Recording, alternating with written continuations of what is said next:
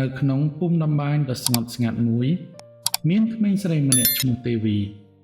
នាងជាជាងដំបានដ៏ប៉ិនប្រសប់ហើយតែងតែត្បាញសូត្រដ៏ស្រស់ស្អាតក្នុងភូមិរបស់នាងពោពេញទៅដោយភាពរីករាយនិងមនុស្សដែលមានចិត្តល្អទេវីស្រឡាញ់ភូមិរបស់នាងខ្លាំងណាស់ជិតដល់ពិធីបុណ្យអុំទូកហើយទេវីចង់ត្បាញសំពត់ហូលដ៏ស្រស់ស្អាតបំផុតនាងចង់ជូនសំពត់នោះទៅលោកយាយសុំដែលជាអ្នកភូមិដ៏ចំណាស់ម្នាក់ ខ្ញុំចង់ធ្វើអ្វីមួយនៅពិសេសសម្រាប់ខ្លួនប៉ុន្តែខ្ញុំគ្មានថ្នាំជ្រលក់ពណ៌ថ្លៃៗដូចគេនោះទេ នៅក្នុងផ្ទះទេវីអង្គុយនៅមុខកៃតម្បាញរបស់នាងមានតែសូត្រពណ៌សធម្មតាគ្មានពណ៌ភ្លឺចាញ់ចាំងឡើយ តែខ្ញុំអាចត្បាញអ្វីដែលស្រស់ស្អាតដែលគ្មានពណ៌បានយ៉ាងដូចម្តេចទៅ ទោះបីជានាងមិនដឹងថាត្រូវធ្វើយ៉ាងណាប៉ុន្តែនាងមិនដែលបោះបង់ចោលក្តីសង្ឃឹមរបស់នាងឡើយល្ងាចមួយមានអ្នកដំណើរផ្សងព្រេងម្នាក់បានមកដល់ភូមិរបស់នាងគាត់ជាបុរសចំណាស់ម្នាក់ដែលមើលទៅដូចជាអ្នកដែលមកពីស្រុកឆ្ងាញ់តាមពិតគាត់គឺជាអ្នកតាដែលជាវិញ្ញាណបុរាណចុះមកជួយមនុស្សលោកគាត់បានឃើញទេវីកំពុងតែអង្គុយត្បាញនៅក្នុងផ្ទះនៅពេលយប់អ្នកតាបានមកដល់ផ្ទះទេវីមិនដឹងថាគាត់ជាវិញ្ញាណឡើយនាងបានអញ្ជើញគាត់ឲ្យហូបបាយនាងមានតែបាយនិងបន្លែបន្តិចបន្តួចប៉ុន្តែនាងបានយកអាហារឲ្យលោកតាដោយចិត្តសប្បុរសអ្នកតាបានរំភើបចិត្តដោយសារចិត្តល្អរបស់នាងចៅស្រីចិត្តល្អបរិសុទ្ធរបស់ចៅពិតជាស្រស់ស្អាតណាស់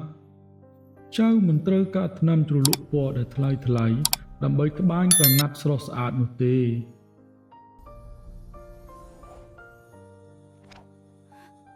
តើលោកតាចង់មានន័យយ៉ាងណា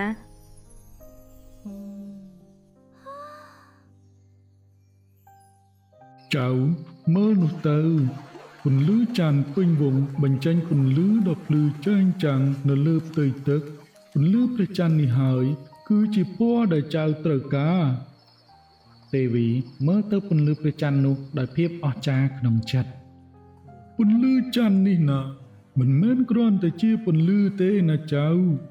វាគឺជាវេទមន្តវាអាចប្រែក្លាយសូត្រធម្មតាឲ្យទៅជាស្រស់ស្អាតបានណាចៅគាត់បានបង្ហាញពីរបៀបប្រមូលពន្លឺព្រះច័ន្ទយ៉ាងថ្នមហើយទេវីបានរៀនយ៉ាងយកចិត្តទុកដាក់ទេវីបានអនុវត្តតាមអ្វីដែលអ្នកតាបានបង្រៀននាងបានលូកដៃរបស់នាងទៅក្នុងទឹកយ៉ាងថ្នម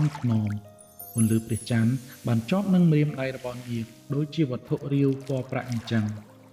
នាងពិតជាមានអារម្មណ៍ថាអស្ចារ្យខ្លាំងណាស់ត្រឡប់មកដល់ផ្ទះវិញទេវីចាប់ផ្ដើមត្បាញក្រណាត់របស់នាងរាល់ពេលដែលនាងរំកិលអន្លូងក្រណាត់សូត្រក៏ចាប់ផ្ដើមផ្លាស់ប្ដូរពណ៌វាលែងជាសូត្រធម្មតាទៀតហើយតែវាភ្លឺចែងចាំងដូចជាពន្លឺព្រះច័ន្ទដែរធ្វើឲ្យទេវីសប្បាយចិត្តយ៉ាងខ្លាំងនៅទីបំផុតទេវីក៏បានបញ្ចប់ការត្បាញរបស់នាងសំពត់ហូលនោះភ្លឺចែងចាំងដូចជាពន្លឺព្រះច័ន្ទផ្ទាល់វាជាក្រណាត់ដែលស្រស់ស្អាតបំផុតដែលនាងមិនធ្លាប់បានឃើញនាងពិតជាមានមោទនភាពចំពោះស្នាដៃរបស់នាងណាស់ព្រឹកឡើងទេវីបានរៀបចំសំពត់ហូលរបស់នាងនឹងយកវាទៅជូនលោកយាយសុំនៅឯពិធីបុណ្យអុំទូកចិត្តរបស់នាងពោពេញទៅដោយក្តីរំភើបនិងក្តីស្រឡាញ់នាងសង្ឃឹមថាលោកយាយនឹងជួយចិត្តវា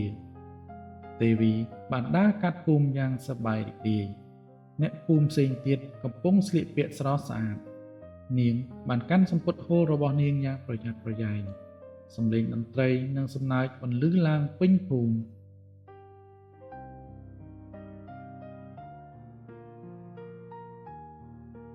នៅឯពិធីបុណ្យអុំទូកលោកយាយសុំកំពុងតែអង្គុយលើកម្រាលតុតែងយ៉ាងស្រស់ស្អាតអ្នកភូមិជាច្រើនបានមកជួបជុំគ្នានៅជុំវិញគាត់មើលទៅមានចិត្តល្អនិងមានមន្តស្នេហ៍ណាស់សំឡេងអបអរសាទរលាន់ឮពេញទន្លេទេវីបានដើរទៅរកលោកយាយសុំ នាងបានលុតជង្គង់ចោះហើយបង្ហាញសម្ពុតហូលពណ៌ប្រាក់ដ៏ភ្លឺចាំងចាំងនោះលោកយាយសុំមើលទៅដោយការភ្ញាក់ផ្អើលនិងរីករាយហើយអ្នកភូមិផ្សេងទៀតក៏មានការងឿងឆ្ងល់ខ្លាំងដែរលោកយាយសុំបានលើកសម្ពុតហូលនោះឡើងពន្លឺព្រះអាទិត្យបានចាំងប៉ះវាហើយធ្វើឲ្យវាភ្លឺចាំងចាំងកាន់តែខ្លាំងឡើង អូវាពិតជាសស្អាតខ្លាំងណាស់ លោកយាយ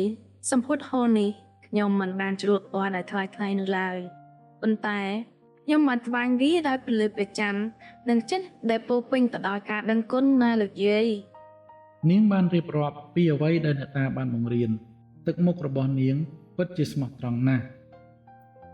លោកយាយសុំបានពាក់សម្ពុតហូលនោះរួចនិយាយថា ល្អណាស់ចៅបានបង្រៀនពួកយើងនៅមេរៀនដ៏សំខាន់មួយនោះគឺភាពសស្អាតពិតប្រាកដគឺការចេញពីចិត្តដែលល្អបរិសុទ្ធនិងស្មោះត្រង់ អ្នកតាក៏ញញឹមយ៉ាងពេញចិត្តនៅពីខាងក្រោយខ្នងនៅយប់ពេញបរមីមកដល់ទេវីបានទាញសរសៃសូត្រចុងក្រោយមកត្បាញរំពេចនោះក្រណាត់ដែលនាងបានត្បាញក៏បញ្ចេញពន្លឺពណ៌ប្រាក់យ៉ាងស្រស់ស្អាតដូចជាពន្លឺព្រះច័ន្ទយ៉ាងពិតៗអញ្ចឹងអ្នកភូមិបាននិយាយទាំងរំភើបថានេះមិនមែនគ្រាន់តែជាក្រណាត់សូត្រធម្មតានោះទេវាគឺជាសេចក្តីស្រឡាញ់និងការតស៊ូដែលបានคล้ายជាពន្លឺចាប់តាំងពីពេលនោះមកទេវីបានคล้ายជាគ្រូតម្បាញដ៏ល្បីល្បាញម្នាក់នាងមិនត្រឹមតែបង្រៀនក្មេងៗពីរបៀបត្បាញសូត្រប៉ុណ្ណោះទេតែនាងថែមទាំងបង្រៀនពួកគេឲ្យមានចិត្តមេត្តានិងការដឹងគុណផងដែរព្រោះភាពស្រស់ស្អាតពិតប្រាកដមិនមែនស្ថិតនៅលើអ្វីដែលយើងមើលឃើញនោះទេតែវាស្ថិតនៅក្នុងទឹកចិត្តរបស់យើងម្នាក់ៗ